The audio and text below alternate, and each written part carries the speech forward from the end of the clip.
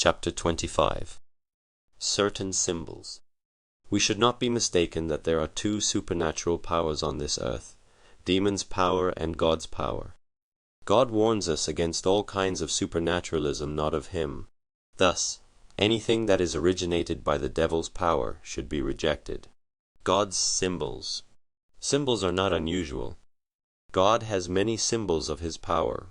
In the Old Testament, we read about the Ark of the Covenant.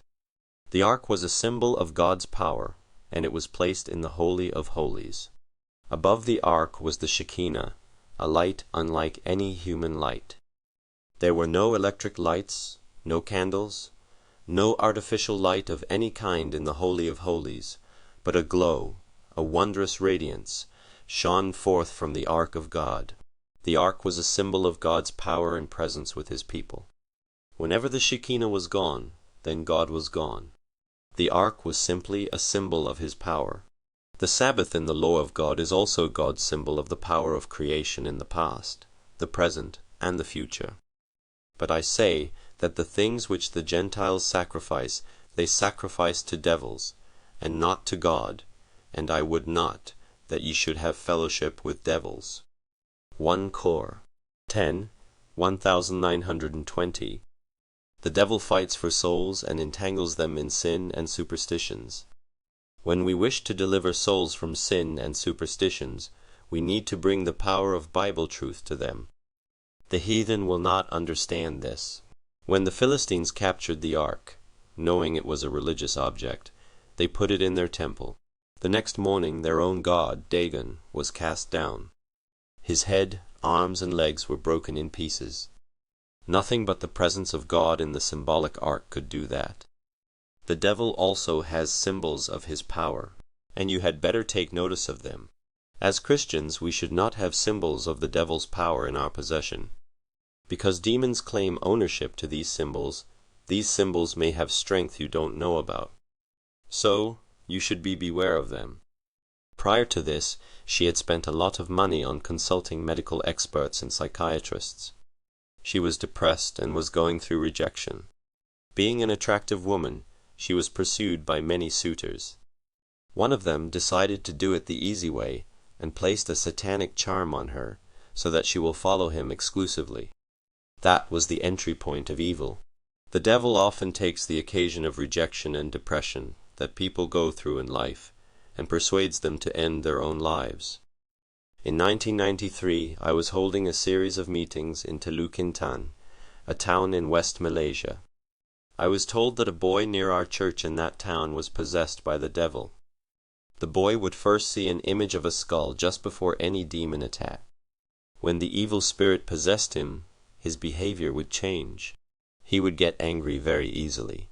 This was contrary to his mild and gentle personality. His face would turn fierce, and his eyes possessed a look of hatred and anger. A couple of pastors and I were invited to the home of this boy by his own parents for a special prayer for him. He refused to look at us straight into our eyes in a natural way. The moment we stepped into the house, the boy felt uneasy. He stood up and looked angrily at us and tried to run away. The boy's parents held him from running away so that we could pray for him. Just as we started to pray, the boy fell into a trance and became unconscious. We carried him to our church hall, which was not far away. There we laid hands on him and prayed. The demon in him refused to leave. Then I noticed a large ring on his finger. I suggested to my fellow pastors to remove the ring. Then we prayed again for him, laying our hands on him. Soon the devil left him, and the boy was restored to his normal self. A strange peace filled his face. The boy did not even know what had happened to him. There is always a story of sin and disobedience in a charmed object. Later on, the story was told that a girl who was madly in love for him had invited a demon to charm him. Unwittingly, the raw youth had received the objects of charm that included a ring. That was the entry point for the devil to control him. Articles such as finger rings, nose rings, earrings, foot rings, necklace, amulets, etc. are often associated with covenant-making symbols with the devil, and charms tend to enslave someone.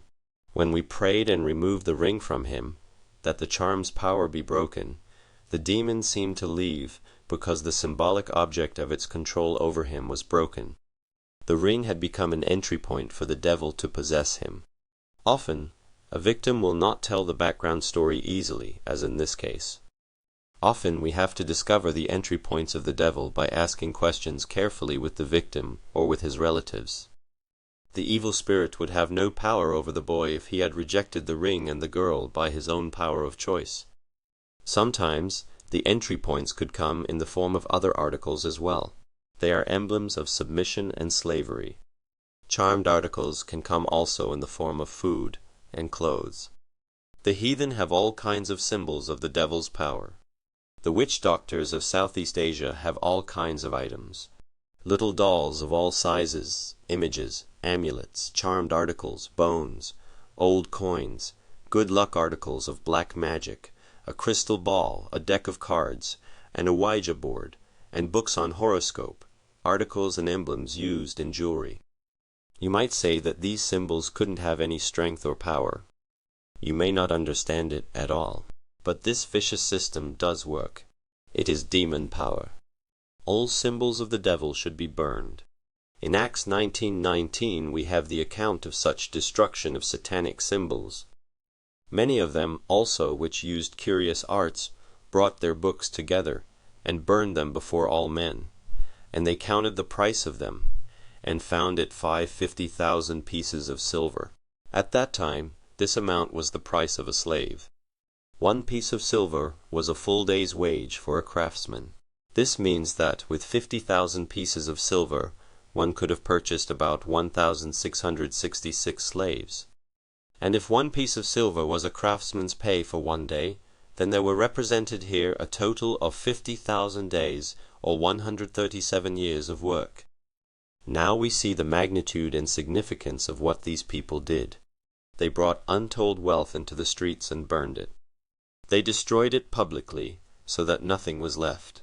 Why? Because these books represented the devil's power, and the people wanted to rid themselves of any trace of contamination by demonic forces. If destroying the symbols of the devil's power was so important and necessary then, I believe it is no less important now. We must learn to recognize all symbols of demon power, and be sure to give them no place in our lives. Celebration days of demon power. There are also certain celebrations of the heathen that exhibit the demon's power. As said earlier, the month of August is considered the month of the hungry ghosts by the Chinese. In the Western world, too, there are celebrations such as Halloween, all symbolic of demon power.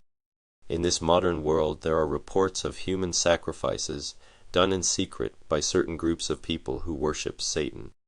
These are satanic acts and celebrations,